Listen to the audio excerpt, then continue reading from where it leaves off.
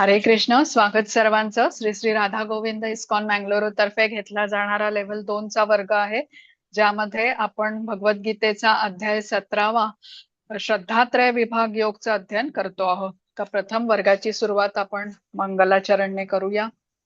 हरे कृष्ण. ओम अज्ञानतिमिरान्धस्य ज्ञानाञ्जनशलाकया चक्षुरुन्मिलितं येन तस्मै श्रीगुरवे नमः. श्रीचैतन्यमनोभीष्टं स्थापितं येन भूतले स्वयं रूपः कदा मह्यं ददाति स्वपदान्तिकं. हे कृष्ण करुणा सिन्धो दीनबन्धो जगत्पते गोपेश गोपिका कान्त राधाकान्त नमोऽस्तुते. तप्त कांचन गौरांगी राधे वृंदावनेश्वरी वृषभानुसुते देवी प्रणमामि हरिप्रिये. नमः. ओम विष्णुपदाय कृष्णप्रेष्ठाय भूतले श्रीमते भक्तिवेदांत स्वामिन् इति नामिने. नमस्ते सारस्वते देवे गौरवाणी प्रचारिणे निर्विशेष शून्यवादी पाश्चात्य देशतारिणे.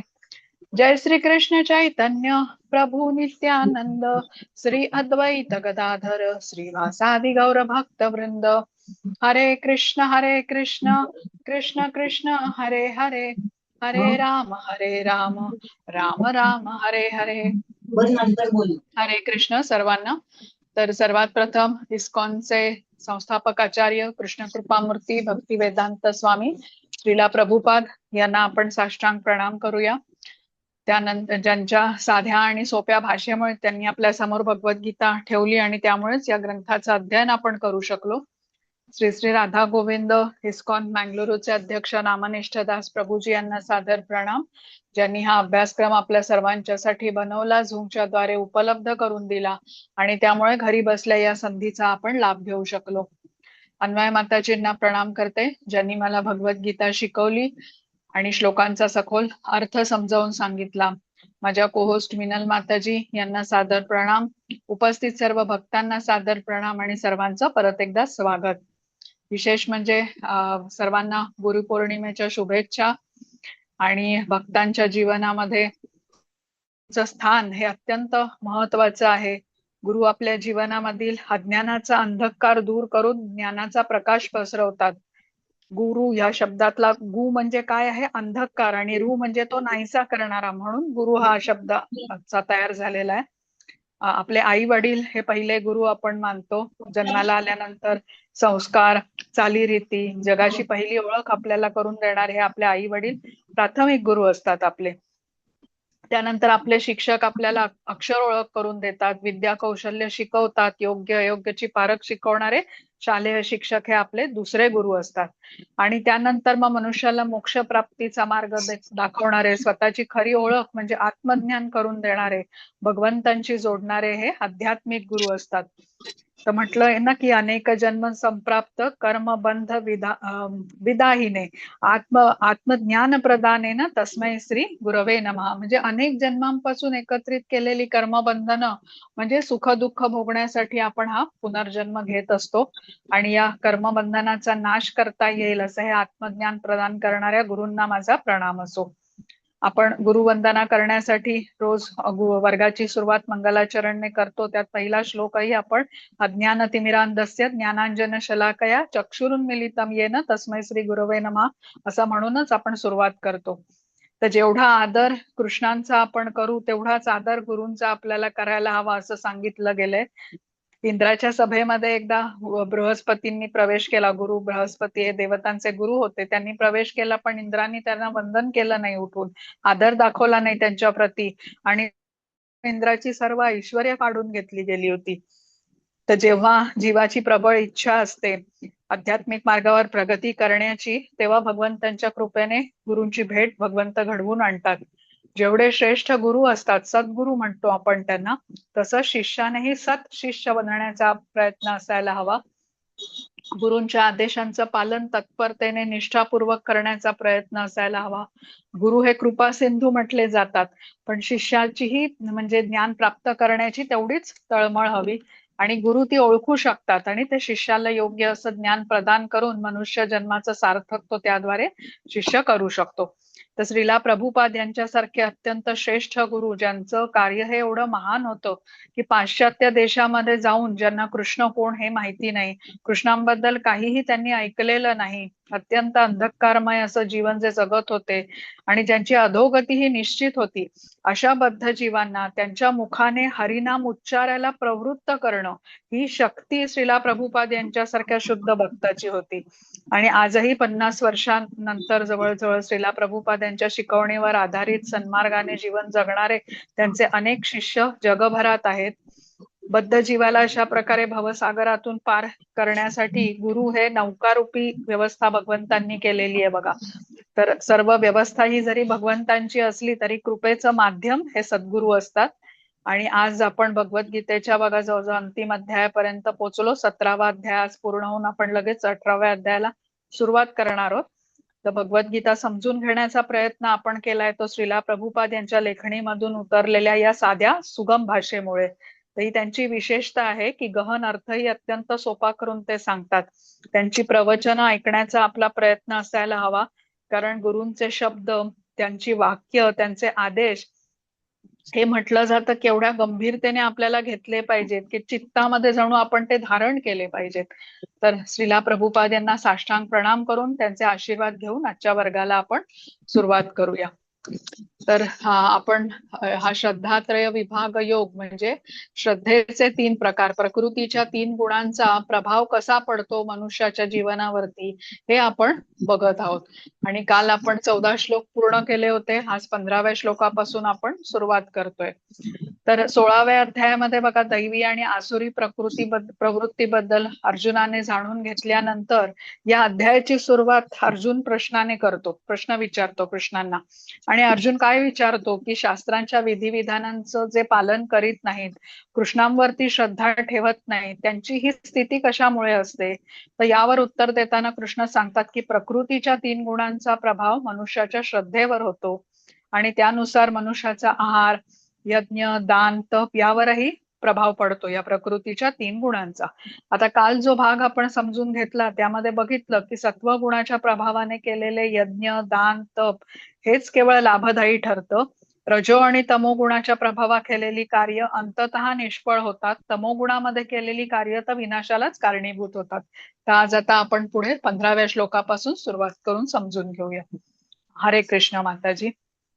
हरे कृष्ण. हरे कृष्ण. ऐकू येतंय ना? हो येतंय माताजी. अनुद्वेगकरं वाक्यं सत्यं प्रियहितं च यत् स्वाध्यायाभ्यसनं चैव वाङ्मयं तप उच्यते. सत्य, प्रिय, हितकारक तथा इतरांना क्षुब्ध न करणारे शब्द बोलणे आणि नियमितपणे वेद पठण करणे यांना वाचिक तप असे म्हणतात. हरे कृष्ण. हरे कृष्ण.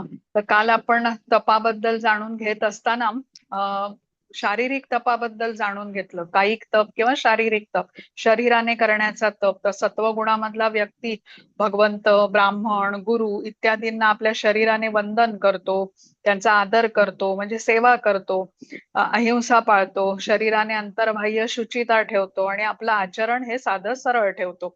म्हणजे शरीराच्या द्वारे जी अशी कार्य करतो जी त्याला आता एका चांगल्या जीवनाकडे घेऊन जातील, त्याची प्रगती घडवून आणतील, अशा प्रकारे केलेला जो तप असतो तो त्याला म्हणजे सेवा कार्यात जोडून घेण्याचा त्याला शारीरिक तप म्हटलेलं आहे किंवा सत्वगुणात केलेला तप म्हटलेला आहे.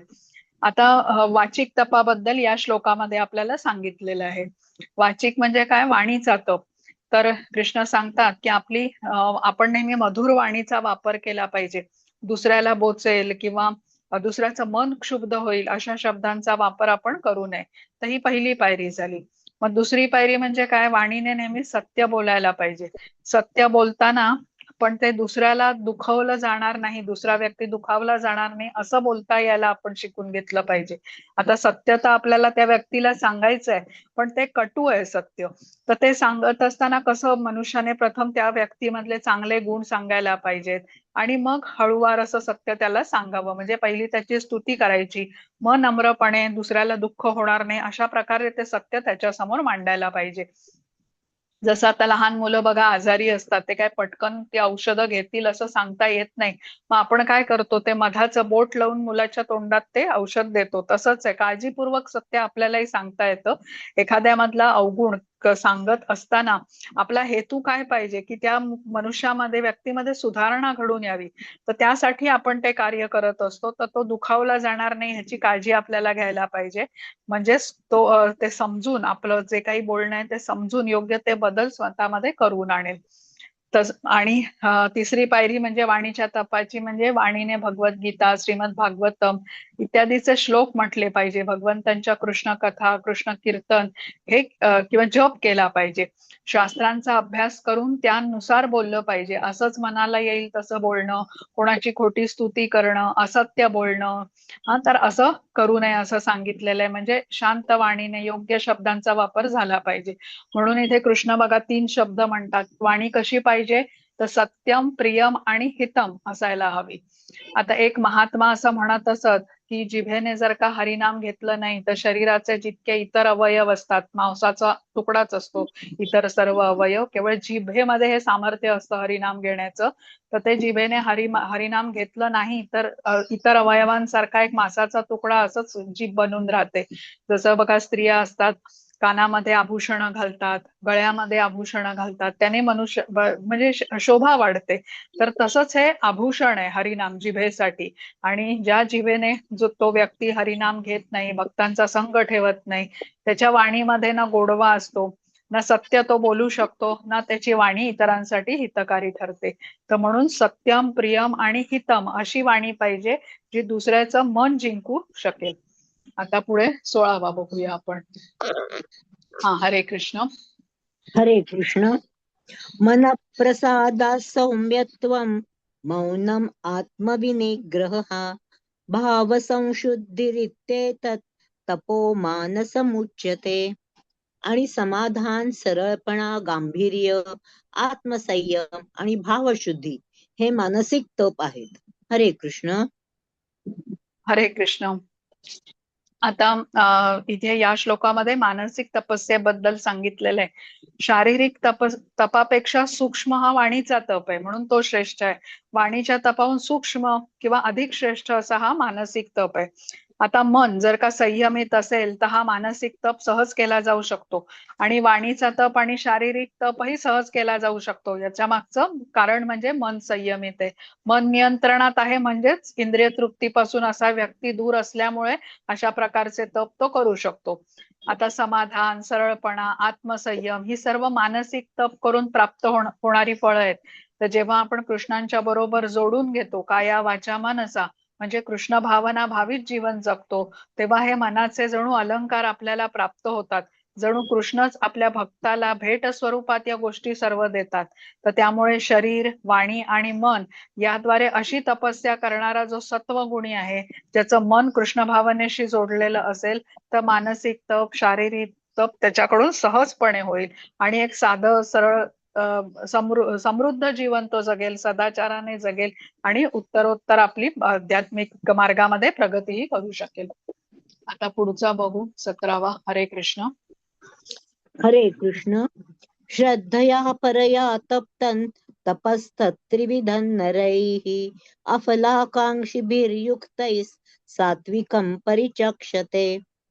भौतिक लाभाची आकांक्षा न ठेवणाऱ्या आणि केवळ परमेश्वरा प्रित्यर्थ कर्म करण्यात युक्त असलेल्या मनुष्यांनी दिव्य श्रद्धेने केलेल्या या त्रिविध तपाला सात्विक तप असे म्हणतात. हरे कृष्ण. हरे कृष्ण. आता इथे सात्विक तपाबद्दल सांगितलंय या श्लोकामध्ये. सात्विक तप म्हणजे कसं आहे, भगवंतांच्या आनंदासाठी कर्तव्य समजून आणि कुठल्याही भौतिक लाभाच्या हेतूने न केलेली तपस्या. जसं आता इथे बघा भक्त तीर्थस्थळांची परिक्रमा करतायत, भगवंतांची जी अनेक लीला स्थळं आहेत, वृंदावन वगैरे, गोवर्धन इत्यादी, या स्थळी जाऊन भेट द्यायची, परिक्रमा करायची, असं अनेक भक्त करत असतात. आणि ही तपस्या जी असते, सात्विक तपस्या, ही शास्त्राला अनुसरून अशी केलेली असते. हे करण्यामागचा हेतूही शुद्ध असतो. चित्त शुद्धीच्या हेतूने अशा यात्रा केल्या जातात. म्हणजे आता जसं कोणी आता गिर्यारोहक असतात, माउंटनिअरिंग साठी ते जातात बघा. त्यांचं काय म्हणजे एक त्यांच्या मनात ध्येय असतं की आम्हाला माउंट एव्हरेस्ट सर करायचंय. मग ते जर का ते शक्य झालं त्यांच्याच्याने, तर ते काय होती, अचिव्हमेंट होते ती, किंवा ते एक ऍडव्हेंचर होतं. तशा प्रकारे ही करण्याची तपस्या नाहीये. सात्विक तपस्या ही शुद्ध निष्काम भावाने केली जाते. कुठलाही भौतिक लाभ प्राप्त व्हावा, पुरस्कार मिळावा किंवा सत्कार सन्मान व्हावा या हेतूने केली जात नाही. तर कर्तव्य म्हणून भगवंत प्राप्तीच्या शुद्ध हेतूने ती केली जाते. आणि यामध्ये साधकाचा दृढ विश्वास असतो भगवंतांवरती. कुठलंही दंभ इत्यादी न ठेवता म्हणजे दिखाव्याच्या शिवाय ही साधना तो भक्त करतो. आत्मशुद्धी व्हावी, ज्ञानप्राप्ती व्हावी, भगवंतांकडे जाण्यासाठी काही पावलं मी पुढे जावं, तर या हेतूने ही तपस्या केलेली असते. आणि त्याचं फळ म्हणून मन शुद्ध होतं. सद्गुण म्हणजे जे दैवी गुण असतात ते वाढीस लागतात. आता पुढचा बघू. हा, हरे कृष्ण. हरे कृष्ण. एक मिनिट माताजी, हो हो ऐकू येत आहे ना? हो, आता येत आहे. नाही, कारण ट्रॅफिक रस्त्यावरचा वाटला, मग मध्येच हे केलं होतं. हा पुढचा हा, नाही येत वाचते. आहे, ऐकू आता. सत्कारमान पूजार्थं तपोदंभेन चैव यत् क्रियते तदिह प्रोक्तम राजसंचलमध्रुवम्. सत्कार, मान आणि पूजा व्हावी म्हणून दंभाने जे तप केले जाते त्या तपाला राजसिक तप असे म्हणतात. अशी तपे अस्थिर तसेच क्षणिक असतात. हरे कृष्ण. हरे कृष्ण. आता राजसिक तपाबद्दल या श्लोकामध्ये सांगितलेलं आहे. रजोगुण म्हणजे कुठल्या तरी हेतूने केलेला जो तप असतो, रजोगुणाच्या प्रभावाने केलेला. माझा सत्कार व्हावा, माझी प्रशंसा व्हावी, मला प्रसिद्धी मिळावी, या हेतूने जी तपस्या होते तो हा रजोगुणाच्या प्रभावाने केलेला तप, राजसिक तप आहे. तर इथे लक्षात घेऊया की भौतिक लाभ आहे ते सर्व, मान मिळणं, प्रतिष्ठा मिळणं, प्रसिद्धी मिळणं, भौतिक लाभ असल्याने तात्पुरत्या स्वरूपाचे आहे. काही काळ ते टिकतात आणि त्यामुळे समाधान मात्र मिळत नाही. उलट सतत या गोष्टी मिळाव्यात म्हणूनच त्या व्यक्तीचे प्रयत्न सुरू असतात. या इच्छा रजोगुणामध्ये भडकल्या तर आपण म्हणतो ना, कधी शांत होत नाही. म्हणजे आता कोणी एखादं चांगलं कार्य केलं आणि त्याबद्दल त्याला प्रसिद्धी मिळाली, त्याचं गुणगान झालं, तर आता आयुष्यभर तो समाधानी राहिला त्याने असं होत नाही. संतुष्टता हा रजोगुणामध्ये नसतेच, त्याचा लोभ असतो. म्हणून अजून मान मिळावा, अजून प्रतिष्ठा मिळावी, अजून मला अधिक प्रसिद्धी मिळावी यासाठी त्याचे प्रयत्न सुरू असतात. तर ही झाली सर्व राजसिक तपस्या. अहंकार आणि दिखाव्याच्या हेतूने ती केली जाते. मला काहीतरी शक्ती प्राप्त व्हावी म्हणून केली जाते. असंख्य लाभ इच्छा त्या व्यक्तीच्या मनात असतात आणि त्यामुळे अस्थिर मनाने केली जाते. म्हणजे करत असताना पण तो मनुष्य त्याच्यात सुखी समाधानी राहत नाही. सतत त्याला त्याच्या पुढचं असं काहीतरी खुणावत राहतं. आता तमोगुण तपस्याबद्दल आपण या 19व्या श्लोकात जाणून घेऊ. हरे कृष्ण. हरे कृष्ण. मूढग्राहेणात्मनो यत् पीडया क्रियते तपः परस्योत्सादं वा तत्तामसमुदाहृतम्. आत्मपीडा करवून किंवा इतरांच्या विनाशार्थ अथवा इतरांना व्यथित करण्यासाठी मूर्खपणे जे तप केले जाते त्यास तामसिक तप असे म्हटले जाते. हरे कृष्ण. हरे कृष्ण. आता या श्लोकात तामसिक तपाबद्दल सांगितलंय आणि तामसिक तपाचं उदाहरण म्हणून चित्रामध्ये आपल्याला हिरण्यकश्यपूचं चित्र दिसतंय. आता ब्रह्मदेवाला प्रसन्न करायचं होतं, त्यासाठी तपस्या त्याने केली. अमरत्वाचं वरदान त्याला पाहिजे होतं. आता या मागचा हेतू काय होता त्याचा? बघा, स्वार्थी हेतू होता. त्रैलोक्यपती होण्याचा त्याचा हेतू होता. सर्वांनी मला श्रेष्ठ मानावं, मीच सर्वश्रेष्ठ व्हावं, माझंच म्हणणं सगळीकडे ऐकलं जावं. आणि जर का कोणी ऐकलं नाही तर मात्र मी त्याला नष्ट करेन, एवढा त्याचा असा व्यवहार होता.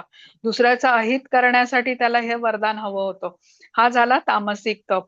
आणि असा तप करणारे स्वतःलाही कष्ट देतात, इतरांनाही कष्ट पोहोचवतात. आता ही हिरण्यकश्यपूने केलेली जी तपस्या आहे ना, अतिशय उग्र अशा स्वरूपाची तपस्या त्याने केलेली होती, कारण तमोगुणाने प्रभावित होती.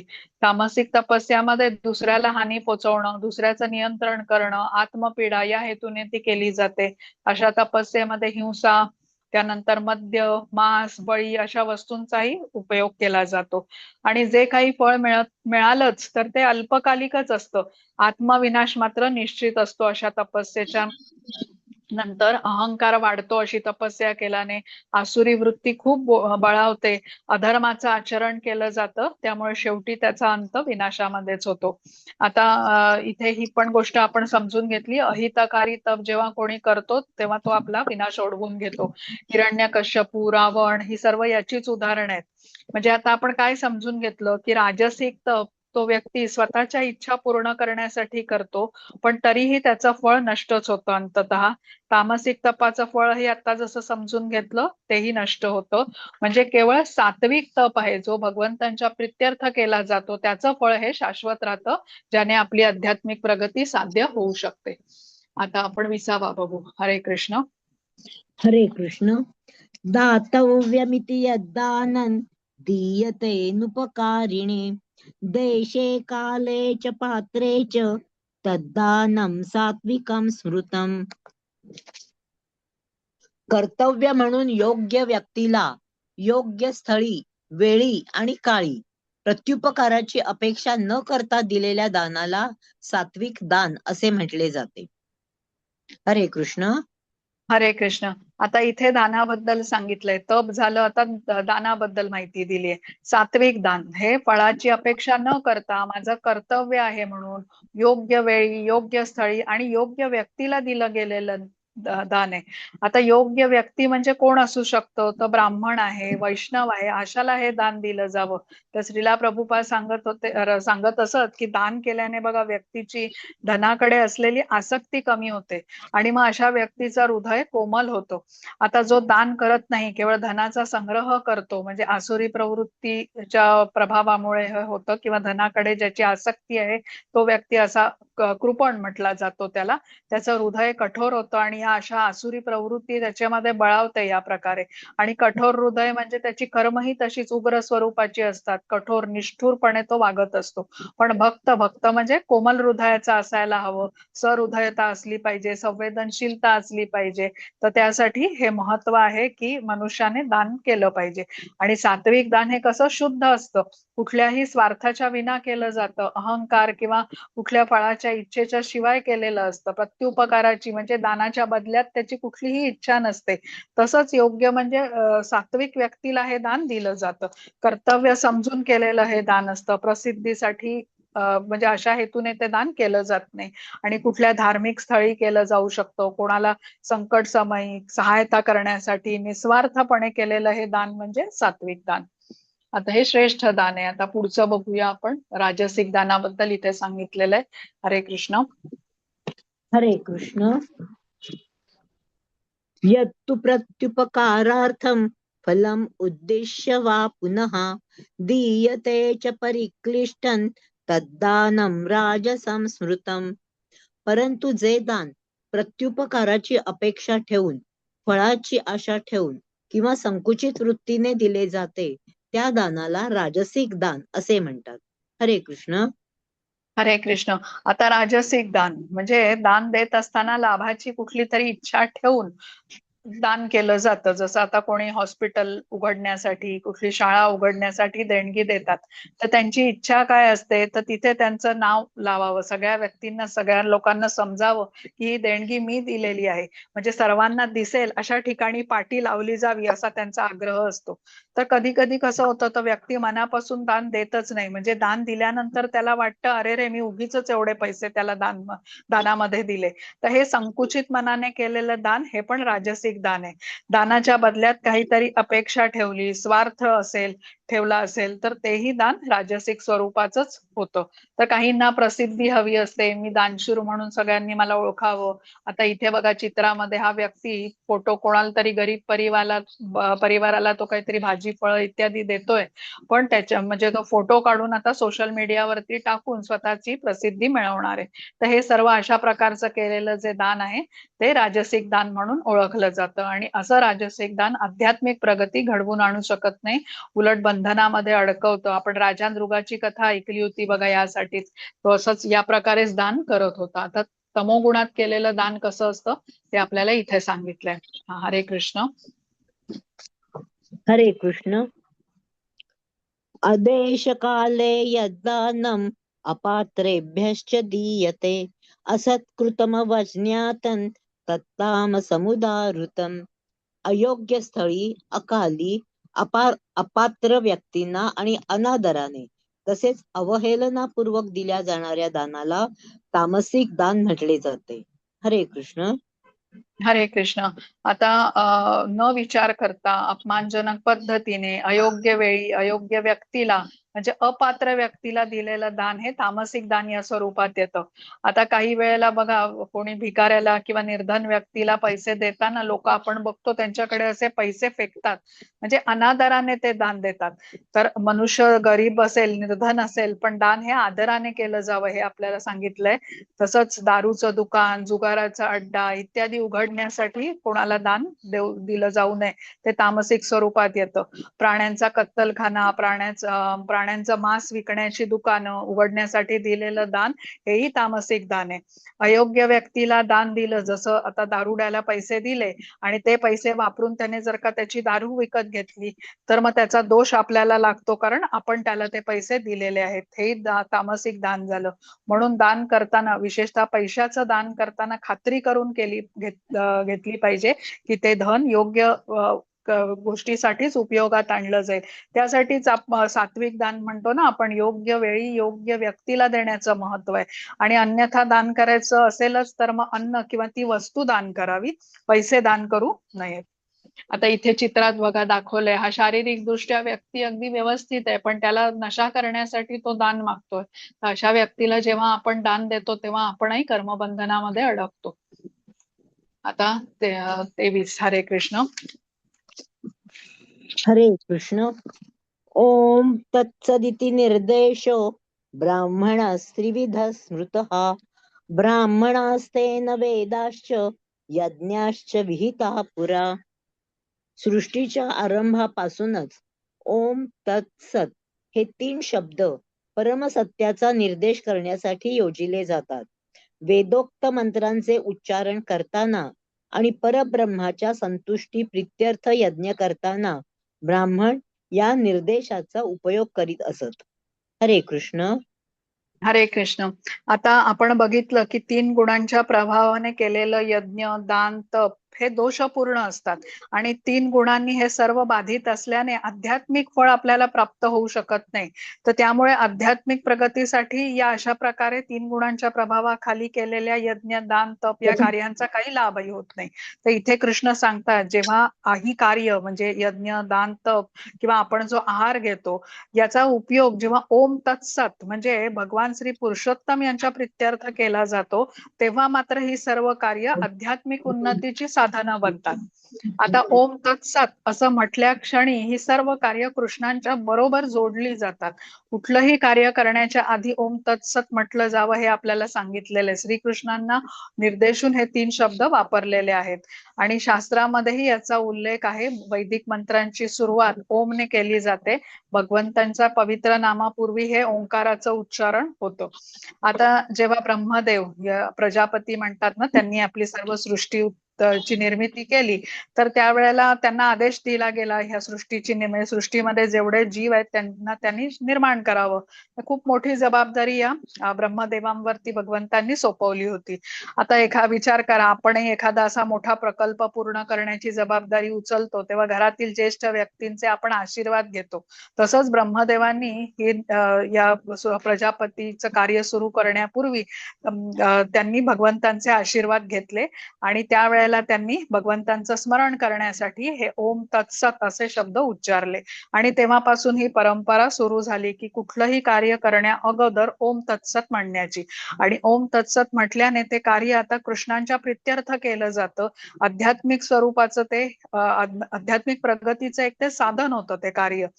ओम तत्सत म्हणून ब्रह्मदेवानी कृष्णांना प्रार्थना केली की हे कार्य करताना माझ्याकडून कुठली त्रुटी राहून गेली किंवा काही चूक झाली तर ती सुधारण्यासाठी तुम्ही मला ज्ञान द्या, असं विनंती केली त्यांनी त्याद्वारे. तर तसंच आपणही सर्व कार्य करताना कृष्णांचं स्मरण करू शकतो ते ओम तत्सत असं म्हणून. तर इथे समजून घेऊया की शास्त्रातील विधिविधानांचं पालन करीत यज्ञ, दान आणि तप करतो म्हणजे सात्विक प्रकारे करतो, तोच आध्यात्मिक प्रगती करू शकतो. रजोगुण आणि तमोगुण यांच्या प्रभावाने केलेलं यज्ञ, दान आणि तप हे निकृष्ट प्रकारचं मानलं जातं. आणि आता 24व्या श्लोकामध्ये आपल्याला या ओम तत्सत बद्दल पुढची माहिती आहे ते आपण जाणून घेऊ आता. हरे कृष्ण. हरे कृष्ण.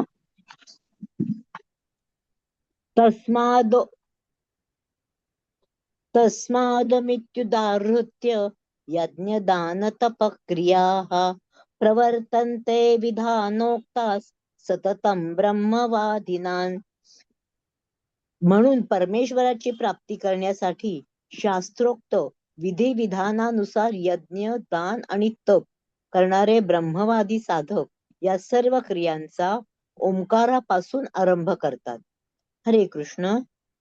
हरे कृष्ण.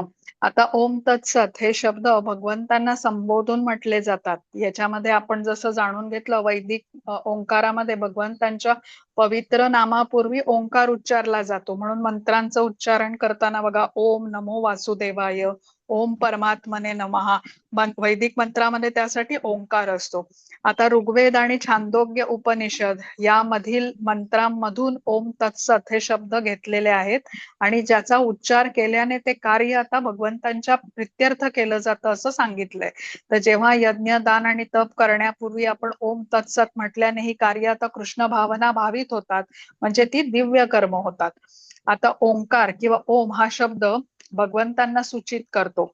तत् म्हणजे काय, त्यांच्यासाठी, म्हणजे कृष्णांच्या प्रित्यर्थ हे कर्म केलं गेल्यामुळे आपण कर्मबंधनातून मुक्त होतो आणि भगवत धामामध्ये परत जायला आपण पात्र ठरू शकतो. अशी दिव्य कर्म केल्याने आपल्याला लाभच लाभ आहे, कुठलीही हानी नाही. आणि सत म्हणजे काय, तर शाश्वत काळासाठी या कार्याचा लाभ टिकतो. जसं आता आपलं शरीर आहे बघा, आपण म्हणतो शरीराचा नाश होतो, भौतिक शरीराचा, म्हणून शरीर हे असत स्वरूपाचं आहे. पण आत्मा कसा आहे, सत स्वरूपाचा आहे, त्याचा नाश होत नाही. अशाच प्रकारे ओम तत्सत असं म्हणून कुठलंही कार्य भगवंतांच्या बरोबर जोडून घेतल्याने आपण ते कार्य पवित्र करू शकतो आणि आध्यात्मिक प्रगतीसाठी आपल्याला ते सहायता करतं. इथे प्रत्येक श्लोकामध्ये, म्हणजे या 2-3 श्लोकामध्ये हेच आपल्याला सांगितलंय की भगवंतांच्या प्रित्यर्थ सर्व कार्य केल्याने ती कार्य परिपूर्ण स्वरूपाची होतात. आता भगवंत, परब्रह्म किंवा शाश्वत परम सत्य यांना निर्देशित करणारा हा मंत्र आहे ओम तत्सत. आणि परम सत्य हेच सर्वोच्च आहे असा हा मंत्र सांगतो. या नश्वर अशा भौतिक जगामध्ये केवळ एकमात्र शाश्वत सत्य हे भगवंत आहेत. भौतिक जग हे माया म्हटलं जातं आणि यामागे जे स्थायी अपरिवर्तनीय सत्य आहे ते म्हणजे भगवंत. आपलं शरीर जरी नश्वर स्वरूपाचं असलं तरी त्यामध्ये स्थित आत्मा जो भगवंतांचा अंश आहे तो नित्य आहे, शाश्वत आहे. आणि या शरीराच्या स्तरावरून आत्म्याच्या स्तरापर्यंत उन्नत होण्याचा हा जो प्रवास आहे त्यासाठी मनुष्य जन्माचा उपयोग केला जावा. त्यासाठी सर्व कार्य ही ओम तत्सत द्वारा भगवंतांच्या बरोबर जोडली जावीत हे आपल्याला इथे सांगितलेलं आहे. आता पुढचा श्लोक बघू आपण. 25. हरे कृष्ण. हरे कृष्ण. तदित्यनभिसन्धाय फलै यज्ञतपक्रियाः दानक्रियाश्च विविधा क्रियन्ते मोक्षकांक्षिभिः. फळाची इच्छा न करता मनुष्याने तत् शब्दाद्वारे यज्ञ, तप आणि दान इत्यादी विविध क्रिया कराव्यात. भौतिक जंजाळातून मुक्त होणे हाच या दिव्य क्रियांचा उद्देश आहे. हरे कृष्ण. हरे कृष्ण. आता कर्मबंधनातून मुक्त झाल्याशिवाय आध्यात्मिक मार्गाकडे मनुष्य वळू शकत नाही. बघा, मन अशांत आहे म्हणजेच असंख्य भोगाच्या इच्छा आहेत, काम आहे त्याच्यामध्ये, आणि त्या पूर्ण करण्यासाठी मनुष्य इंद्रिय भोगच करत राहतो, कर्मबंधनात अडकत जातो. पण जेव्हा आपण कृष्णांच्या आनंदासाठी कर्म करू लागतो, ती कर्म आपल्याला बद्ध करत नाहीत तर आपल्याला मुक्ती प्रदान करतात. पण कर्मबंधनातून मुक्ती प्रदान करणारे हे भगवंत आहेत, म्हणूनच त्यांना मुकुंद असं म्हटलं जातं. आता इथे तत्सत मध्ये तत् म्हणजे काय, कृष्णांच्या प्रित्यर्थ ही कार्य केल्याने, कृष्णांच्या आनंदासाठी कार्य केल्याने आणि कार्याचं फळही कृष्णांना अर्पण केलं जातं. म्हणजे जे काही आहे ते सर्व कृष्णांचंच आहे हे मान्य करून म्हणजे हे कार्य करायला लागणारं आपल्याला सामर्थ्य, बुद्धी, इंद्रियांची शक्ती सर्व काही कृष्णांनी दिली आहे हे मान्य करून ते कार्य जेव्हा कृष्णांना अर्पण केलं जातं तेव्हा ते सत्स्वरूपाचं होतं. जेव्हा आपण कार्य चित्तशुद्धीच्या हेतूने करतो, कर्तव्य समजून करतो आणि भगवंतांना प्रसन्न करण्याच्या उद्देशाने करतो आणि कार्यापूर्वी ओम तत्सत असं म्हणतो तेव्हा ते मग ते यज्ञ असेल, दान असेल, तप असेल अशी सर्व कार्य आणि त्यांचं फळ हे दिव्य कर्म होतं. म्हणजेच कृष्ण भावना भावित कर्म होतं आणि जे आपल्या उन्नतीला सहाय्यक ठरतं, ज्यामुळे मनुष्य आपल्या मूळ घरी म्हणजे भगवत धामामध्ये परत जाण्यासाठी पात्र ठरू शकतो. आता पुढचा बघूया 26, 27 एकत्र आहेत. एकत्रच वाचते. हो. सद्भावे साधुभावे च सदित्ये तत्प्रयुज्यते प्रशस्ते कर्मणि तथा सच्छब्दः पार्थयुज्यते यज्ञे तपसि दाने च स्थितिः सदिति चोच्यते कर्म चैव तदर्थीयं सदित्येवाभिधीयते. परमसत्य हे भक्तिमय यज्ञाचे उद्दिष्ट आहे आणि ते सत या शब्दाने निर्देशिले जाते. तसेच हे पार्थ परब्रह्माच्या संतुष्टी प्रित्यर्थ केल्या जाणाऱ्या यज्ञ, तप आणि दान आदी कर्मांनाही सत असे म्हणतात. हरे कृष्ण. हरे कृष्ण. तर इथे सतचे वेगळे वेगळे अर्थ सांगितलेले आहेत. कृष्णाम प्रित्यर्थ केलेलं कार्य म्हणजे सत. तसंच जे कार्य शाश्वत आहे, ज्याचं फळही शाश्वत राहील ते सत्कार्य म्हटलेलं आहे. शाश्वत फळ म्हणजे काय, तर भक्ती सेवा. आता भौतिक जग हे अशाश्वतच आहे, त्यामुळे सर्व भौतिक लाभ हे जे भौतिक जगात प्राप्त होतात तेही सर्व अशाश्वत स्वरूपाचेच असतात. केवळ कृष्णांच्या प्रसन्नतेसाठी केलेली प्रेमपूर्वक अशी भक्ती सेवा ही एकमेव शाश्वत असते. म्हणूनच ते शाश्वत, त्याचं फळही शाश्वत किंवा सत स्वरूपाचं असतं. आता भौतिक जगातल्या सर्व गोष्टींचं नियमन बघा काळ करतो, पण आध्यात्मिक जग जे आहे, भगवंतांचं भगवत धाम जे आहे, तिथे मात्र काळाचा प्रभाव नाही, ते काळाच्या प्रभावाच्या बाहेर असतं. म्हणून त्या धामाचा नाशही होत नाही, शाश्वत असं स्वरूपाचं ते असतं, जिथे जन्म मृत्यूही नसतो आणि सर्व काही कार्यही सत स्वरूपाची असतात, काळाच्या प्रभावाच्या बाहेर असतात. भौतिक जगात राहून केलेली केवळ भक्ती सेवा हीच काळाच्या प्रभावा बाहेर असते किंवा शाश्वत स्वरूपाची असते आणि कितीही अल्प अशी सेवा का असे ना, तिचा नाश होत नाही. तर काळाचा प्रभाव म्हणजे काय, तर गोष्टीला जसा आरंभ आहे तसंच अंत पण आहे आणि ती गोष्ट आता जरी असेल तरी भविष्यात ती तशीच राहणार असं नाही. भौतिक जगातल्या सर्वच गोष्टी ह्या म्हणजे जसं आता आपल्या सर्वांचं शरीर आहे, आपली भौतिक ऐश्वर्य जी आपण इथे कमावली असतील, धनसंपत्ती असेल, शिक्षण असेल, पद, सत्ता, प्रसिद्धी, कीर्ती, शारीरिक बळ मनुष्याचं किंवा उभे केलेले मोठे मोठे प्रकल्प, मग त्या इमारती असतील, महाल असतील, त्यातलं वैभव असेल, सर्व काही काळाच्या अधीन असतं. पण एकच गोष्ट जी भौतिक जगात राहून आपण केली तरी ती त्याच्यावर काळाचा प्रभाव होत नाही, ती म्हणजे भक्ती सेवा. कारण भक्ती सेवा ही दिव्यच असते, सत्स्वरूपाची असते. जसं आपण म्हणतो ना, बँकेमध्ये आपलं बचत खातं असतं, रोज काहीतरी त्याच्यामध्ये आपण जमा करायला पाहिजे, आपल्याला लहानपणापासून शिकवलं जातं. मग काही ठराविक रक्कम आपली जमली तर आपण काय करतो, FD करतो, म्हणजे त्याची ठेव करतो, फिक्स डिपॉझिट मध्ये टाकतो. तसंच आहे हे आपलं, म्हणजे ही कायमस्वरूपी राहणारी ठेव आहे. प्रत्येक जन्मात आपण त्यात भरच टाकत जातो आणि एक वेळ अशी येते की ही ठेव आपली मॅच्युअर होते, मुदत संपते, तेव्हा मग भगवत धामात प्रवेश करायला आपण पात्र ठरतो. म्हणजे एवढी अशी श्रेष्ठ अशी ही योजना आहे. भौतिक जगात याहून श्रेष्ठ, भक्ती सेवेहून श्रेष्ठ असा स्वरूप म्हणजे अशा स्वरूपाचा लाभ देणारं अन्य कुठलंही कार्य नाही जे शाश्वत स्वरूपाचं आहे. तर हे आपल्याला लक्षात ठेवलं पाहिजे. आणि आता आपण 28वा जो शेवटचा श्लोक आहे त्याच्याकडे वळूया. हरे कृष्ण. हरे कृष्ण. अश्रद्धया हुतं दत्तं तपस्तप्तं कृतं च यत् असदित्युच्यते पार्थ न च तत्प्रेत्य नो इह. परमेश्वरावरील श्रद्धेविना यज्ञ, दान किंवा तप म्हणून जे काही केले जाते ते अनित्यच होय. अशा कर्माला असत म्हटले जाते आणि ते या जन्मी तसेच पुढील जन्मी सुद्धा व्यर्थच ठरते. हरे कृष्ण. हरे कृष्ण. आता या श्लोकात कृष्णांनी अर्जुनाच्या प्रश्नाचं उत्तर दिलं आहे. एकच मिनिट जरा.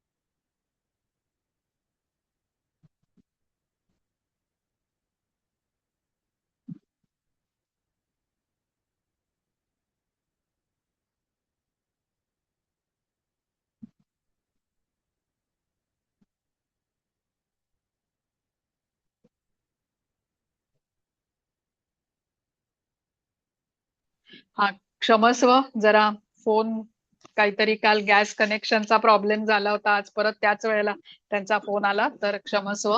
आपण हा 28वा श्लोक बघतो आहे, जो शेवटचा श्लोक आहे. तर या श्लोकामध्ये कृष्णांनी अर्जुनाच्या प्रश्नाचं उत्तर दिलंय. 17व्या अध्यायाची सुरुवात आपल्याला आठवत असेल तर अर्जुनाच्या प्रश्नाने होते. अर्जुना प्रश्न विचारतो की शास्त्रविधीला अनुसरून म्हणजे शास्त्रविधीचं पालन न करता स्वतःच्या इच्छेप्रमाणे जे पूजन करतात त्यांची कुठची स्थिती असते आणि ते सर्वोच्च स्थिती प्राप्त होऊ शकते का त्यांना.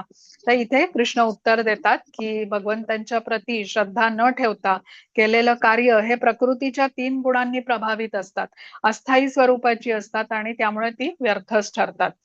3 गुणांनी प्रभावित कार्य ही बद्ध करतात, पण जेव्हा या 3 गुणांना पार करून आपण विशुद्ध सत्व गुणामध्ये स्थित होतो, म्हणजे गुणातीत होतो, ती कार्य सत्स्वरूपाची असतात. तर जोपर्यंत आपण भौतिक जगात आहोत तेव्हा प्रकृतीच्या 3 गुणांनी प्रभावित केलेलं कार्य हे असत स्वरूपाचं असतं आणि तात्पुरतं लाभ देणारं असतं. आता या 3 गुणांना पार करण्यासाठी प्रमाणित आध्यात्मिक गुरूंच्या मार्गदर्शनाखाली भक्तिमय सेवा आपल्याला करायला हवी. जोपर्यंत आपण या प्रकृतीच्या 3 गुणांच्या प्रभावित आहोत तोपर्यंत या गुणांच्या प्रभावाखालीच कार्य करत राहतो. पण भगवंतांच्या प्रती श्रद्धा विकसित केल्याने आपण भक्तिमय सेवेमध्ये संलग्न होतो आणि मग आपण या 3 गुणांना क्रमशः पार करून मग गुणातीत होऊ शकतो. तर भगवंतांना शरण जाऊन म्हणजे त्यांच्या आनंदासाठी आणि कर्माचं फळही त्यांना अर्पण करून अशा प्रकारे कार्य केल्याने शाश्वत स्वरूपाची ती कार्य होतात, ज्याला कृष्ण भावना भावित कार्य म्हटली जातात. आणि अशा प्रकारे कर्म केल्याने भगवत धामाची प्राप्ती भक्ताला होऊ शकते. तर श्रद्धा ही पहिली पायरी आहे बघा. श्रद्धा असेल तर भक्त जोडून घेतो या मार्गामध्ये, मग त्याला भक्तांचा संघ प्राप्त होतो, प्रमाणित आध्यात्मिक गुरूंचं मार्गदर्शन मिळतं आणि मग क्रमशः तो भक्तीच्या पुढच्या पायऱ्या चढून भक्तीमध्ये उन्नत होतो. आणि जी शेवटची पायरी आहे भगवत प्रेमाची पायरी, म्हणजे मनुष्य जन्माने साध्य करण्याचं जे ध्येय म्हणतो भगवत प्रेम किंवा प्रेम भक्ती कृष्णांची प्राप्त करणं, तेही त्याला प्राप्त होऊ शकतं. तर आता हा अध्याय आपण इथे समजून म्हणजे संपलेला आहे आणि आपण हे समजून घेतलं की म्हणजे आपण करत असलेली कुठची कार्य सत् स्वरूपाची आहेत, कुठली कार्य आपल्या दैनंदिन जीवनामध्ये जी आहेत ती असत स्वरूपाची आहेत. तर आपल्याला लक्षात येतं की आपल्या जीवनामध्ये असत स्वरूपाच्या कार्यांची संख्या ही जास्त असते. तर ती आपल्याला कमी करून करत नाहीत, सत् स्वरूपाच्या संख्या म्हणजे सत्स्वरूपाच्या कार्यांची संख्या वाढवत नेण्याचं आपलं ध्येय असलं पाहिजे. म्हणजे जीवनामध्ये असा नियम आपल्याला म्हणजे गुरु सांगतात की या प्रकारे आपण जेव्हा करतो भगवंतांच्या प्रती समर्पित असलेल्या कार्यांना आपल्याला जीवनामध्ये स्थान दिलं पाहिजे आणि जी भौतिक स्वरूपाची कार्य आहेत ती हळूहळू कमी करत गेली पाहिजे. तेव्हा आपण भगवत धामाकडे जाण्यासाठी आध्यात्मिक प्रगती करू शकतो. तर अशा प्रकारे आपण या अध्यायामध्ये समजून घेतलं की प्रकृतीचे 3 गुण हे अदृश्य बेड्यांप्रमाणे हे बंधन सोडवणं तेव्हा शक्य आहे जेव्हा आपण कृष्ण भावनेशी जोडून घेतो. कृष्ण भावनेशी जोडून घेण्याची संधी सर्वांना असते. रजोगुणी आहे, तमोगुणी आहे, त्यांनाही ही संधी मिळते. म्हणजे जीवनाला चांगलं वळण लावून क्रमशः तेही प्रगती करून विशुद्ध सत्वगुणापर्यंत जाऊ शकतात.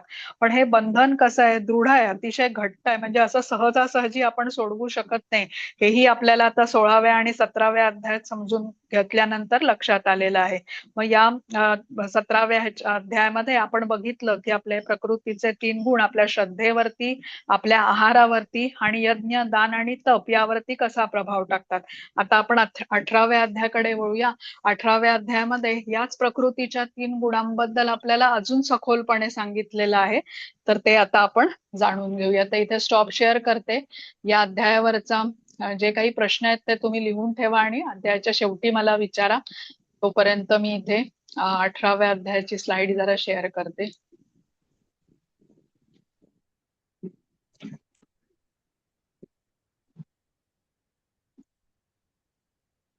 आता हा भगवद्गीतेचा 18वा अध्याय, अंतिम अध्याय आहे हा, मोक्ष संन्यास योग.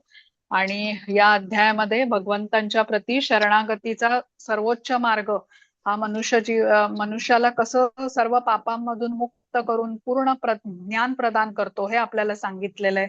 आता हे भगवद्गीतेचे 17 अध्याय आपण समजून घेतले. आणि या 18व्या अध्यायात कृष्ण अर्जुनाला परत एकदा सर्व अध्यायांचा सारांश, जे काही ज्ञान आतापर्यंत दिलेलं आहे त्याचा सारांश सांगतात. संक्षिप्त रूपामध्ये परत सगळी आठवण करून देतात. आणि अध्याय मोठा आहे तसा. आणि या अध्यायामध्ये कृष्ण कर्मयोग, ज्ञानयोग, भक्तियोग या तिन्ही बद्दल परत एकदा सांगतात. आणि भगवद्गीतेचा निष्कर्षही या अध्यायामध्ये आपल्याला समजून येतो. तर ते आता आपण जसं पुढे जाऊ श्लोकांमध्ये तसं आपल्याला कळेल. आता पहिल्या श्लोकापासून आपण सुरुवात करूया. हरे कृष्ण माताजी. हरे कृष्ण. ओम श्री परमात्मने नमः. अथ 18दशोऽध्यायः. अर्जुन उवाच संन्यासस्य महाबाहो तत्त्वमिच्छामि वेदितुं त्यागस्य च ऋषिकेश पृथक् केशिनिषूदन. अर्जुन म्हणाला, हे महाबाहो ऋषिकेश, हे केशिनिसूदन, मला त्याग आणि संन्यासाचे तत्व जाणण्याची इच्छा आहे. हरे कृष्ण. हरे कृष्ण. आता अध्यायाची सुरुवात अर्जुनाच्या प्रश्नाने होते. आणि अर्जुन विचारतो की कृष्णांना की संन्यास आणि त्याग यामधला फरक काय आहे. तर संन्यास मध्ये 2 शब्द आहे बघा. शब्दाची फोड आपण केली तर सत आणि सत अधिक न्यास. आता सत साठी केलेला न्यास म्हणजे त्याग, म्हणजे जणू परम सत्यासाठी सर्व काहीचा त्याग म्हणजे संन्यास. आता आपल्याला वाटतं काय की संन्यास म्हणजे एकांत स्थळी निघून जाणं, सगळं काही सोडून एकांत स्थळी निघून जाणं म्हणजे संन्यास घेतला त्या मनुष्याने. पण इथे कृष्ण अर्जुनाला आता संन्यास म्हणजे काय हे व्यवस्थितपणे समजावून सांगतायत. आणि अर्जुन इथे कृष्णांना संन्यासस्य महाबाहो असं संबोधतोय. संन्यासाचे महाबाहो. आणि त्याग हे कसं कृष्णांच्या षड ऐश्वर्यांपैकी एक आहे. आपण 6 ऐश्वर्यांनी पूर्ण असं म्हणतो कृष्णांना, म्हणून त्यांना भगवान म्हटलं जातं. त्यातलंच हे त्याग हे असं ऐश्वर आहे. सर्व ऐश्वर्य पूर्णपणे भगवंतांमध्ये असली तरी ते त्यापासून अलिप्त आहेत, म्हणून त्याग. तर आतापर्यंत बघा हे जे 17 अध्याय भगवद्गीतेचं ज्ञान कृष्णांनी अर्जुनाला दिलेलं आहे. आणि जसा दुसरा अध्यायामध्ये गीतेचं सार म्हटलं जातं ना, जसं सर्व आपल्याला पुढे काय बघायला मिळणार आहे याची झलक आपल्याला या दुसऱ्या अध्यायामध्ये भगवंत करून देतात, ओळख करून देतात. तसंच या 18व्या अध्यायामध्येही आतापर्यंत सांगितलेल्या उपदेशाचं सार संक्षिप्त रूपात भगवंत सांगतात. त्याग आणि संन्यास या दोन वेगवेगळ्या विषयांबद्दल स्पष्टपणे अर्जुनाला इथे कृष्ण समजावून सांगतायत. आता या श्लोकामध्ये अर्जुन कृष्णांना उद्देशून ऋषिकेश आणि केशिनी सुदन असं संबोधतोय. कृष्णांना ऋषिकेश म्हणजे इंद्रियांचे ते स्वामी आहेत आणि त्यामुळे त्यांच्या कृपेनेच आपली इंद्रिय आपण संयमित करू शकतो आणि शांती प्राप्त करू शकतो. म्हणून कृष्णांना प्रार्थना करतोय अर्जुन की कृष्णा मला अशा प्रकारे सर्व ज्ञानांचं सार तुम्ही सांगा की जे प्राप्त करून माझं चित्त शांत आणि संतुलित होईल. आणि दुसरा शब्द म्हणजे केशिनी सुदन. आता इथे बघा घोड्याच्या रूपामध्ये आलेला हा केशी नावाचा राक्षस होता ज्याचा वध कृष्णांनी केला. तर कृष्ण अर्जुनाला ज्ञान देत असले तरी अर्जुनाच्या मनामध्ये मोठ्या मोठ्या शंका उपस्थित होत होत्या ज्याची तुलना त्याने असुरांबरोबर केलेली आहे. म्हणून इथे अर्जुन कृष्णांना म्हणतोय की जसा केशी आणि इतर असुरांचा तुम्ही वध केलात तशाच माझ्या मनात येणाऱ्या सर्व शंकांचं समाधान तुम्ही करा. आता दुसरा श्लोक बघू आपण. हरे कृष्ण. हरे कृष्ण. काम्या श्री भगवान उवाच काम्यानां कर्मणान्यासन् संन्यासं कवयो विदुः सर्वकर्मफलत्यागं प्राहुस्त्यागं विचक्षणाः. श्री भगवान म्हणाले भौतिक इच्छांवर आधारलेल्या कर्माच्या त्यागाला विद्वज्जन संन्यास असे म्हणतात आणि सर्व कार्यांच्या फळाचा त्याग करणाऱ्याला बुद्धिमान लोक त्याग असे म्हणतात. हरे हरे कृष्ण. कृष्ण. आता त्याग त्याग म्हणजे काय तर कर्मफळांचा त्याग आणि संन्यास म्हणजे काय तर कर्म आणि कर्मफळ दोन्हींचाही त्याग. आता काही लोक बघा कर्म करणंच सोडून देतात तर अर्थातच कर्मफळही त्यांना प्राप्त होत नाहीत आणि कुठल्या एकांत स्थळी हिमालयमध्ये वगैरे ते निघून जातात आणि निष्क्रिय होऊन राहतात ज्याला आपण संन्यास म्हणतो. पण आता जो भौतिक जगामध्ये राहतो म्हणजे कुठल्याही एकांत स्थळी निघून न जाता इथेच भौतिक जगात राहतो कर्म करतो पण कर्म फळाचा त्याग करतो त्याला त्याग म्हटलेला आहे. आता दोन प्रकारची कर्म आपण हे तिसऱ्या चौथ्या अध्यायामध्ये शिकलेलो आहे. विशेषतः तिसऱ्या अध्यायामध्ये आपण शिकलोय दोन प्रकारची कर्म असतात. नित्य कर्म असतात ज्याला नैमित्तिक कर्म असंही म्हटलं जातं आणि काम्य कर्म असतात. आता नित्य कर्म म्हणजे काय जी दैनंदिन जीवनामध्ये निर्धारित कर्म आपल्याला आपण करतो जसं विद्यार्थ्यांच्यासाठी विद्यार्जन करणं हे त्यांचं नित्य कर्म आहे नैमित्तिक कर्म आहे. आणि दुसऱ्या प्रकारचं कर्म कुठलं आहे काम्य कर्म. काम्य कर्म म्हणजे वैयक्तिक इच्छापूर्तीसाठी व्यक्तिगत इच्छापूर्तीसाठी केलेली कर्म. जसं आता कोणाला पुत्र प्राप्तीची इच्छा असेल तर त्याने पुत्र कामेष्ठी यज्ञ केला तर ते कसं झालं काम्य कर्म झालं. तर आपण आता पहिले जे 6 अध्याय होते जे कर्मयोगावर आधारित होते त्याचा सारांश इथे संक्षिप्त मध्ये कृष्ण सांगतायत. म्हणून आता हा विषय कर्माचा सुरुवात केलेली आहे कृष्णांनी सांगायला. तर आता संन्यासामध्ये मनुष्य काम्य कर्माचा त्याग करतो केवळ नित्य कर्म करतो. नित्य कर्म ही कशी आध्यात्मिक प्रगतीसाठी आवश्यक असतात पण काम्य कर्मांचा ते त्याग करतात ज्यामुळे भौतिक कामनांची वृद्धी होते आणि भौतिक जगामध्ये सडकून राहण्याचा धोका संभवतो. म्हणून संन्यासी ती तशी कर्म काम्य कर्म करत नाहीत.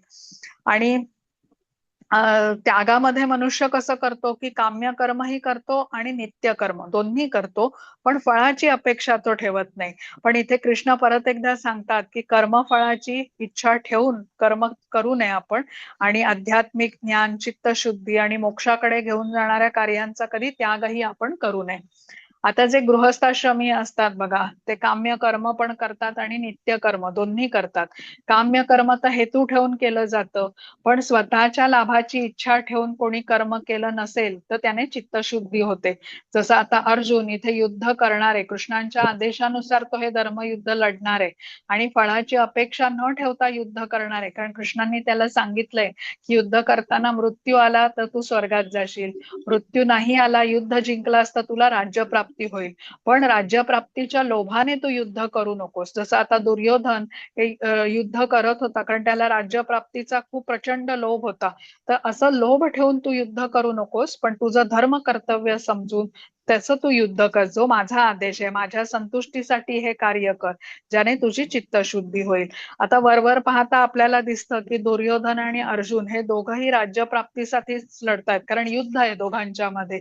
आणि या मागचा हेतू मात्र दोघांचाही खूप फरक आहे. दुर्योधनासाठी तो राज्यप्राप्तीचा लोभ आहे आणि अर्जुन मात्र कृष्णांच्या आनंदासाठी हे युद्ध लढतोय.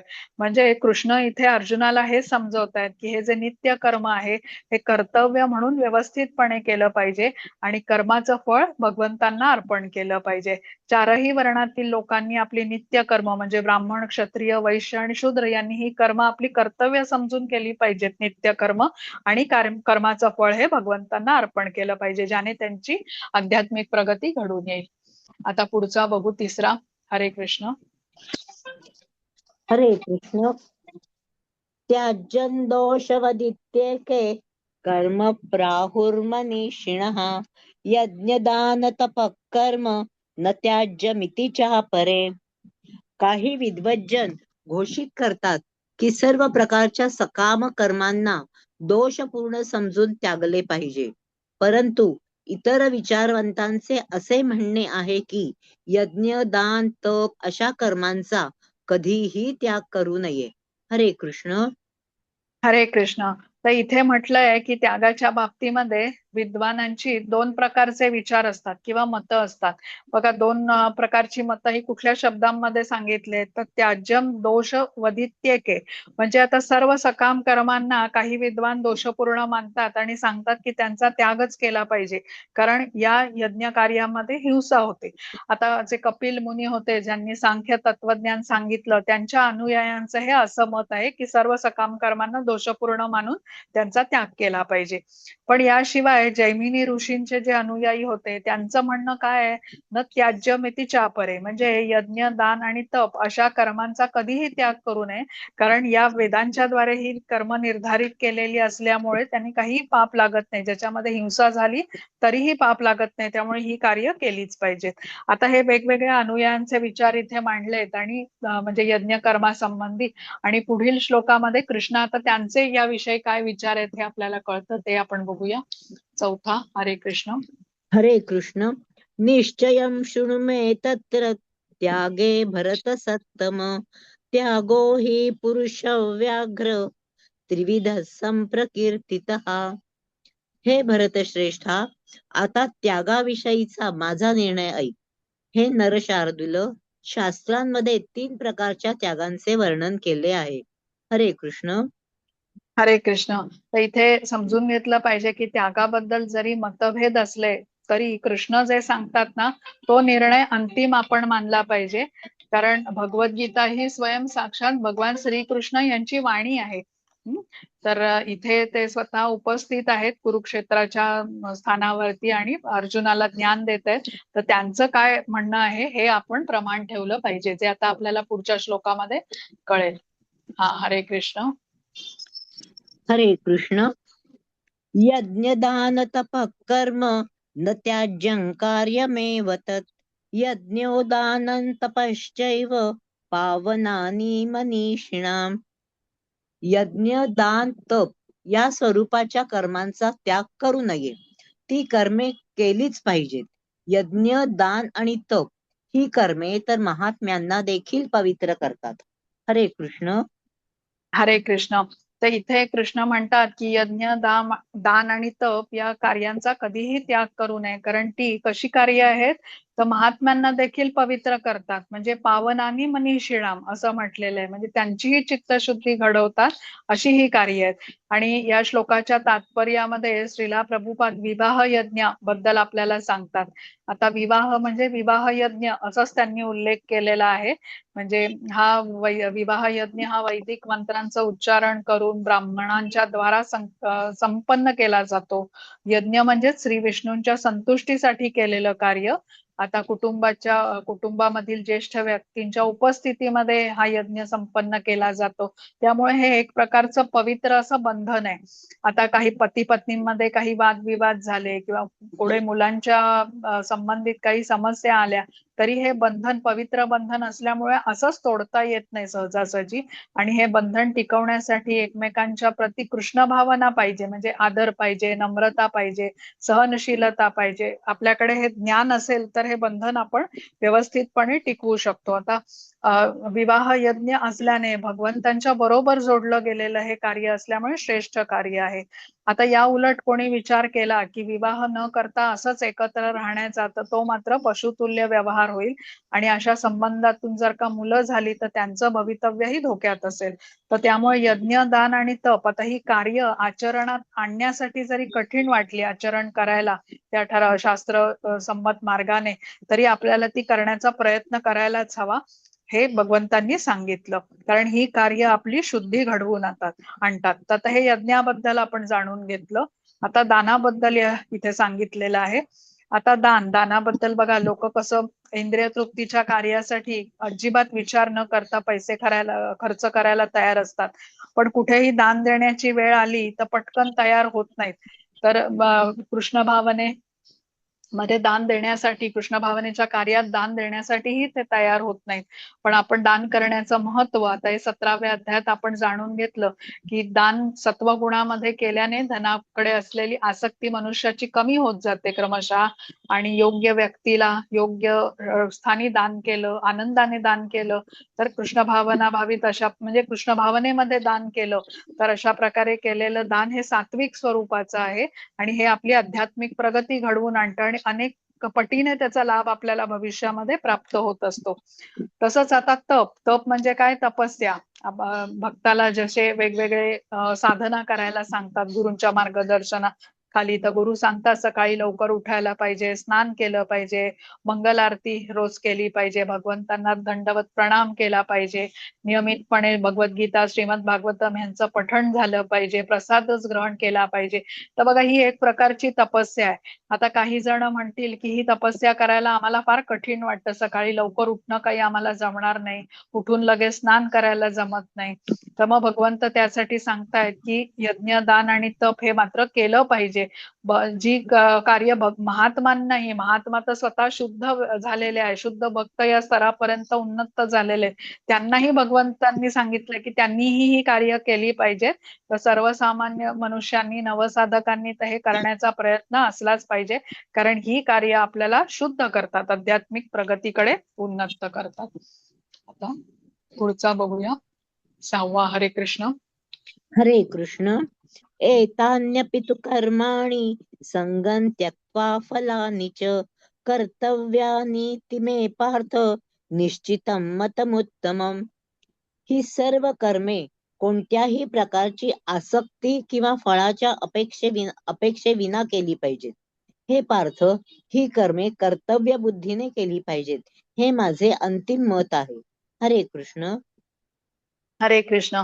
तर इथे कृष्ण म्हणतात की सर्व यज्ञ जरी शुद्धी घडवून आणणारी कार्य असली तरी फळाची अपेक्षा ठेवून हे यज्ञ आपण करू नयेत. म्हणजे काय, तर भौतिक लाभ प्राप्त व्हावेत अशा हेतूने यज्ञ आपण करू नयेत. आणि यज्ञ केल्यामुळे शुद्धी होते, आध्यात्मिक स्तरापर्यंत आपली प्रगती होते. त्यामुळे यज्ञ कार्यांचा आपण कधी त्यागही करू नये. असे यज्ञ म्हणजेच कृष्ण भावना भावित कार्य, जी आपल्याला आध्यात्मिक प्रगतीसाठी सहाय्यक ठरतात. आणि अशी कार्य अधिकाधिक आपण केली पाहिजेत. जे यज्ञ, दान, तप भगवंतांच्या सेवेसाठी केले जात आहेत हे आपल्याला जेव्हा समजतं तेव्हा आपण ते करण्यासाठी आपली तत्परता असायला पाहिजे. अशी कार्य आपण कधीही टाळू नयेत. आता पुढे जाणू, 3 प्रकारच्या त्यागांबद्दल इथे सांगितलंय, ते आपण वाचूया. हरे कृष्ण. हरे कृष्ण. नियतस्य तु संन्यास कर्मणो नोपपद्यते मोहात् तस्य परित्यागस् तामसः परिकीर्तितः. नियत कर्मांचा कधीही त्याग करू नये.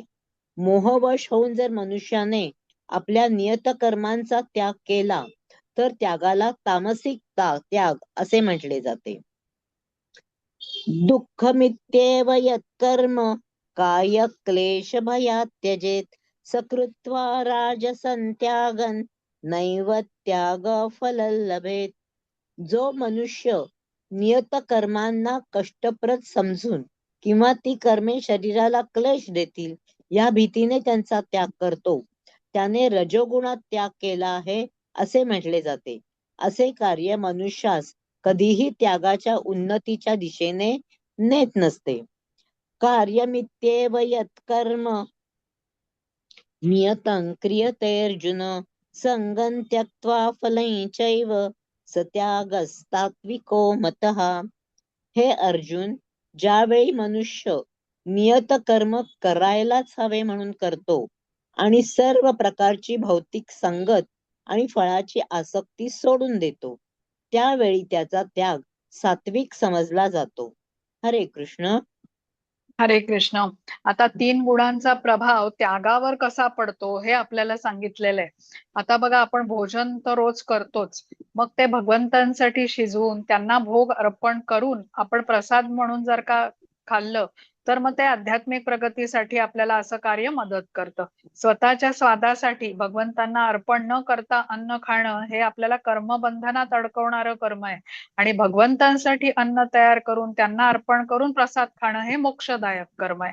तर त्यामुळे विहित कर्माचा कधीही त्याग करू नये हे आपल्याला सांगितलंय.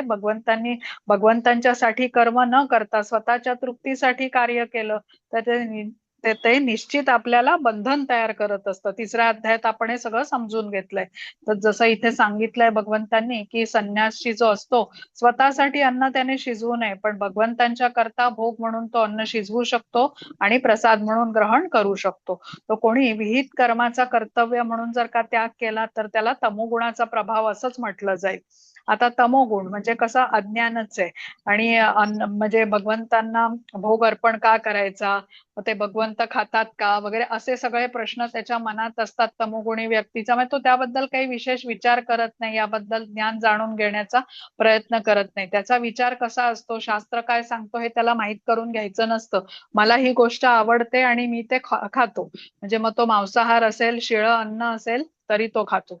रजोगुणी व्यक्तीचा विचार कसा असतो, त्याच्याबद्दल वर्णन करताना इथे काय म्हटलेलं आहे बघा रजोगुणी व्यक्तीचं, की हा, कार्य क्लेश भयात त्यजेत. म्हणजे काय, त्याचा विचार असतो की आता रोज मी ताजं अन्न बनवणार, मग ते मला जमेल का करायला, बहुतेक मला जमणार नाही. मग तो विचार करतो एकाच दिवशी 2-3 दिवसांचं एकत्र मी बनवून ठेवतो आणि मग रोज ते गरम करून खाईन. कार्य क्लेश भयात त्यजेत, म्हणजे ते कार्य करण्यात त्याला त्रास वाटतो, भय वाटतो, म्हणून ते तो करत नाही. रोज ताजं अन्न शिजवून खायचं यापेक्षा तो बाहेरचं अन्न तरी खाईल, नाही तर एकदम 2-4 दिवसाचं अन्न एकत्र बनवून ठेवेल. तसंच आता लवकर आपल्याला जी उठून साधना करण्यासाठी गुरूंनी मार्गदर्शन केलेलं असतं की स्नान करा, जप करा, मंगल आरतीला तुम्ही तयार होऊन या, तर हे सगळं लाभदायक आहे. पण रजोगुणी व्यक्तीला या सर्व क्रिया करणं जमत नाही, कारण तो सकाळी लवकर उठू शकत नाही. आणि त्यामुळे म्हणतो की सकाळी लवकर उठायचं, जप करायचा, या सर्व गोष्टींनी मला त्रास होतो आणि ते कार्य करण्याचा तो टाळतो. म्हणजे रजोगुणी मनुष्य नियत कर्मापासून ती क्लेशदायक आहेत या भीतीने तो करत नाही, आणि कर्म आचरणाचा त्याग केल्याने कधी त्याची उन्नती पण घडून येत नाही. आता इथे श्रीला प्रभुपाद सांगतात की कृष्ण भावनेमध्ये स्थित माणसाने, म्हणजे मग तो नोकरी करत असेल, व्यवसाय करत असेल, ती सकाम कर्म झाली, कारण त्याने काहीतरी धन प्राप्त होतं. पण जरी ती सकाम कर्म असली तरी ते धन कमावणं थांबवू नये, त्याने ते नोकरी व्यवसाय करत राहावा. आणि जे काही त्याला ती लाभ प्राप्ती होते आहे त्याचा उपयोग भगवंतांशी जोडून घेण्यामध्ये करावा. त्या धनाचं ते जे धन प्राप्त आहे ते कृष्ण भावनेशी दान स्वरूपात दिलं की ते धनही पवित्र होतं, आणि अशा म्हणजे असं त्याचं कार्य हे त्याच्या आध्यात्मिक उन्नतीसाठी लाभदायक ठरू शकतो. आणि 9व्या श्लोकात आपल्याला सांगितलंय की आता सत्वगुणी व्यक्ती असतो, तो कसा बुद्धिमान आहे, त्याला त्याची कर्तव्य माहिती असतात आणि ती कर्तव्य वेळच्या वेळी तो करतो. कर्तव्याच्या भावनेने तो कर्म करतो आणि कर्मफळाची आसक्तीचा तो त्याग करतो. आता जसा कोणी कृष्ण भावना भावित मनुष्य आहे, कुठल्या एखाद्या कंपनीमध्ये तो काम करत असेल, तर तो कर्तव्य म्हणून आपलं काम अगदी नीटपणे करेल, जे काही त्याला कार्य सोपवलंय तो चोखपणे ते बजावेल. पण आता इतर भौतिक कर्म त्याच्याबरोबर काम करणारे जे सर्व आहेत त्यांच्याबरोबर आवश्यक तेवढाच संपर्क ठेवेल, कारण त्यांचे विचार भौतिकवादी आहेत. मग कामाव्यतिरिक्त इथे तो वेळ घालवणार नाही. कृष्ण भावनेने प्रभावित कृष्णांकरिता तो काम करीत असतो आणि जेव्हा अशा कर्माचं फळही तो कृष्णांना अर्पण करतो तेव्हा त्याची आध्यात्मिक उन्नती होते. कारण ते कार्य त्याने आता भगवंतांच्या बरोबर जोडून घेतलेलं असतं आणि असं कार्य करत राहिल्याने त्याचा लाभ भगवंत आणि कार्याचा लाभ भगवंतांना अर्पण केल्याने त्याची आध्यात्मिक उन्नतीही होते. आता इथे इस्कॉनचं बघा, जे जे इस्कॉन मध्ये अनेक सदस्य जोडलेले आहेत, मोठ्या मोठ्या ऑफिसेसमध्ये ते काम करतात, मोठ्या संस्थांमध्ये काम करतात आणि अत्यंत उच्च शिक्षित आहेत, गृहस्थाश्रमीय आहेत, जबाबदारीने ते कार्य करतात. जे काही अर्थार्जन करतात त्या कुटुंबाचं भरण पोषण त्याने करतात आणि कृष्ण भावना भावित कार्यामध्ये नियमितपणे त्यांनी स्वतःला जोडून घेतलेलं असतं. जप करणं, मंगल आरती करणं, श्रीमद भागवतम भगवद्गीतेचं पठण करणं, म्हणजे ते महात्माच म्हटले जातात. कारण ते बघा दोन्ही कार्य स्वधर्म कर्मही करत आहेत आणि आपलं जे भक्तीमध्ये कार्य आहेत तेही करत आहेत. हे सर्व गुरूंच्या मार्गदर्शनाच्या खालीच ते करत आहेत आणि त्यामुळे कर्मफळाकडे त्यांची आसक्ती कमी होत जाते. कर्मही त्यांनी भगवंतांना अर्पण केलेलं असतं. तर अशा प्रकारे म्हणजे इथे स्पष्टपणे कृष्णांनी जसं सांगितलं आहे, कर्मफळाचा त्याग हा कशा प्रकारे केला पाहिजे आणि कुठल्या हेतूने केला जावा हे आपल्याला समजू शकतं. म्हणजे भौतिक जगामध्ये राहून स्वधर्म कर्म करणारा आणि कर्म करून मिळणारा जो लाभ आहे तो भगवंतांना अर्पण करणारा म्हणजे निष्काम कर्मयोग करणारा, हा कर्म सोडून एकांतवासात जाऊन जो कर्म संन्यास घेतो त्याच्यापेक्षा श्रेष्ठ आहे. परत एकदा कृष्णाने अर्जुनाला इथे सांगितलंय. तर आता इथे आपण थांबूया, कारण पुढचा हा विषय 10व्या श्लोकापासून हा वेगळा होतो. तो आपण आता उद्यापासून करू. म्हणजे आता इथे मी रेकॉर्डिंग थांबवते आणि आज घेतलेल्या भागावर तुम्हाला काही शंका असतील तर